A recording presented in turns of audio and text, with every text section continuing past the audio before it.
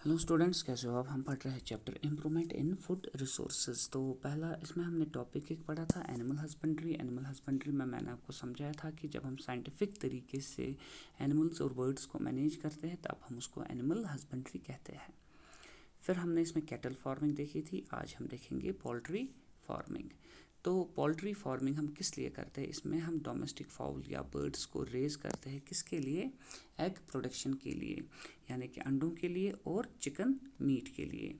तो इसीलिए जब हमारे जो ये पोल्ट्री ब्रीड से ये इम्प्रूव हो जाते हैं, इनको हम फिर डेवलप और फार्म करते हैं, तो वो क्या प्रोड्यूस करते हैं? एक तो लेयर्स, ये एक फीमेल बर्ड्स होते हैं फॉर एग्स, जो कि एग ले करते हैं, और ब्रॉयलर्स जिन्हें हम मीट खाने के लिए इस्तेमाल करते हैं। ठीक है, इनको हम पालते हैं, इनको हम रेयर करते हैं, इनको हम फार्म करते हैं। किसके लिए? मीट के लिए। तो क्रॉस ब्रीडिंग मैंने आपको समझाया था। क्रॉस ब्रीडिंग में हम क्या करते हैं? एक किस्म की वैरायटी को दूसरे किस्म की वैरायटी के साथ हम ब्रीड करते हैं, तो वहाँ से हमें क्या मिलती है?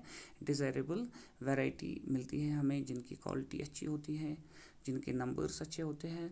तो ये क्रॉस ब्रीडिंग टेक्निक मैंने आपको समझाई थी। तो इसी तरह से इंडिया में एक चिकन की वैरायटी है सील, और फॉरेन एक चिकन की वैरायटी है जिसे कहते हैं लेग हॉर्न। ये सील है और ये लेग हॉर्न है। इनको हम क्रॉस ब्रीड करते हैं एक दूसरे के साथ, तो हमें क्या मिलता है? हमें न्यू वैरायटीज़ मिलती है जिनमें हमें डिज़ायरेबल क्वालिटीज़ होती है, ट्रेट्स होती है। एक तो अब इनमें क्या क्या आ जाता है? एक तो इनका नंबर इंक्रीज़ होता है। अब अगर इससे पहले चिकन्स, ये चिक्स 3 प्रोड्यूस कर रहे थे, अब ये 3 से ज़्यादा करेंगे, 4 करेंगे, 5 करेंगे, कितने करेंगे, मगर इससे ज़्यादा होगा। और क्वालिटी जो चिक्स की होगी, ये हेल्थी होंगे ज़्यादा। ठीक है, इनमें ज़्यादा डिजीज़ नहीं होंगी, तो ये क्वालिटीज़ इनमें इंक्रीज़ हो जाती हैं। फिर dwarf broiler parent for commercial chick production. तो इन वैरायटी से हमें क्या मिलता है? Dwarf broiler parent. ये क्या होता है? डिवार्फ का मतलब क्या होता है? छोटे साइज़ का, यानी कि छोटे कद का हमें एक ब्रॉयलर पेरेंट मिलता है, जिसे फिर हम किसके लिए यूज़ करते हैं? फॉर कमर्शियल, यानी कि हम इससे फिर पैसे कमाते हैं, चिक प्रोडक्शन। ठीक है। फिर समर एडेप्टेशन कैपेसिटी, यानी कि समर में तो टेम्परेचर ज़्यादा हो जाता है, फिर ये टेम्परेचर क्या है? इस टेम्परेचर में अडेप्ट हो जाता है, ये बर्दाश्त कर पाते हैं वो टेम्परेचर, या टॉलरेट करते हैं इतना ज़्यादा टेम्परेचर। और इनमें मेंटेनेंस रिक्वायरमेंट जो होती है वो कम हो जाती है, यानी कि इससे पहले अगर आपको 10 रुपया आ रहा था खर्चा एक चिकन पे, तो अब आपको 5 रुपये आएगा या 6 ही आएगा, लेकिन 10 से कम होगा इनका maintenance cost.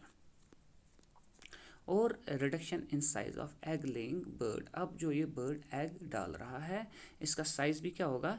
Increase with ability to utilize more fibrous cheaper diets. अब अगर इसका साइज़ ज़्यादा होगा तो इसके लिए न्यूट्रिएंट्स भी ज़्यादा लगेंगे। अब इसका साइज़ कम है तो न्यूट्रिएंट्स कम लगेंगे। यहाँ पर भी हमें क्या? कॉस्ट कटिंग हो रही है, हमें पैसे यहाँ पर बच रहे हैं। तो रिडक्शन जब होती है size of egg laying bird की, तो इसमें क्या हो जाता है? एबिलिटी हो जाती है to utilize more fibrous cheaper diets. एक तो ये डाइट्स, चीपर डाइट्स ये यूटिलाइज कर रहा है, खाता है, formulated using agricultural by products, जो कि हमें एग्रीकल्चर में, जब हम एग्रीकल्चर करते हैं, कहीं पे क्रॉप ग्रो करते हैं, उन्हीं के बाई प्रोडक्ट से खाते हैं, घास वगैरह खाते हैं, तो इनमें भी ये हमें यूज़फुल हो जाते हैं। तो हमें क्या मिलती है? इनके डिज़ायरेबल क्वालिटीज़। तो फिर आता है इसमें एग एंड ब्रॉयलर प्रोडक्शन। अब जो ये ब्रॉयलर चिकन्स होते हैं, उन्हें हम कैसे फीड करते हैं? With vitamin rich supplementary feed for growth, good growth rate and better feed efficiency. ठीक है, तो इन्हें किस लिए हम ये वाइटामिन रिच डाइट देते हैं, खाना देते हैं, ताकि इनकी जो ग्रोथ है वो ज़्यादा अच्छी रहे, और ये जो फीड एफिशिएंसी इनकी है, अगर इससे पहले 1 kg खाते थे, ये अब 900 ग्राम ही खाएंगे, उसमें भी एफिशिएंट हो जाएंगे ये। और केयर हम करते हैं टू अवॉइड मोर्टेलिटी, यानी कि ये मर न जाए ये chickens, and to maintain feathering and carcass quality, और इनकी जो पर वगैरह होते हैं उनकी जो क्वालिटी है वो भी इंक्रीज़ हो जाती है। तो they are produced as broilers and sent to market for meat purposes. अगर आप मार्केट से चिकन खरीदते हो तो आप यही ब्रॉयलर चिकन खरीदते हो। तो for good production of poultry birds good management practices are important. अब अगर आपको इन पोल्ट्री बर्ड्स की अच्छी खासी प्रोडक्शन करनी है तो उसके लिए क्या है, गुड आपको एक अच्छा सा मैनेजमेंट प्रोसेस इख्तियार करना है। तो इसमें क्या आ जाता है, एक तो मेंटेनेंस करनी है आपको, टेम्परेचर इनका जो है वो कंट्रोल रखना है, एंड हाइजीनिक कंडीशन इन आपको साफ़ सुथरा रखना है। हाउसिंग एंड पोल्ट्री फीड भी आपको जो आप इनको खाना दे रहे हो वो भी साफ़ सुथरी हो जानी चाहिए। और हमें इनको बचाना है किससे, डिजीज़ और पेस्ट से। जब साफ़ सुथरा रहेगा इनका जहाँ पर इनको हम रखते हैं तब जाके इनको डिजीज़ लगने के कम चांसेस हो जाते हैं। The housing and nutritional environment requirements of broilers are somewhat different from those of egg layers.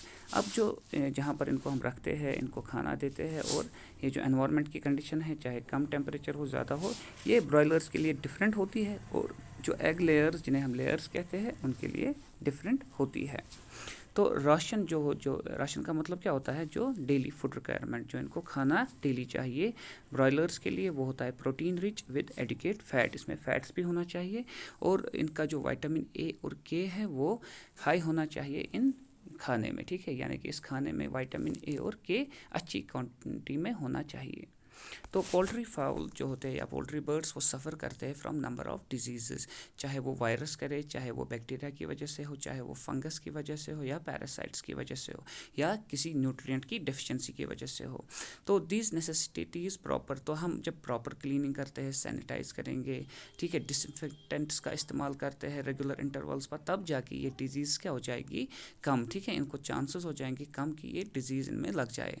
अब हम कभी कभी क्या करते हैं, वैक्सीनेशन भी हम करते हैं इन बर्ड्स को, किसके लिए, for occurrence of infectious disease and reduce loss of poultry during an outbreak of disease. तो उस वजह से जब इनमें डिजीज़ हो जाती है ये मर सकते हैं, लेकिन जब हमने इनको वैक्सीनेशन किया होता है तो इनमें चांसेस कम हो जाते हैं कि ये पोल्ट्री बर्ड्स मर जाए, ठीक है। तो ये इन सब चीज़ों का केयर हमें करना है ताकि इनको डिजीज़ वगैरह ना लग सके।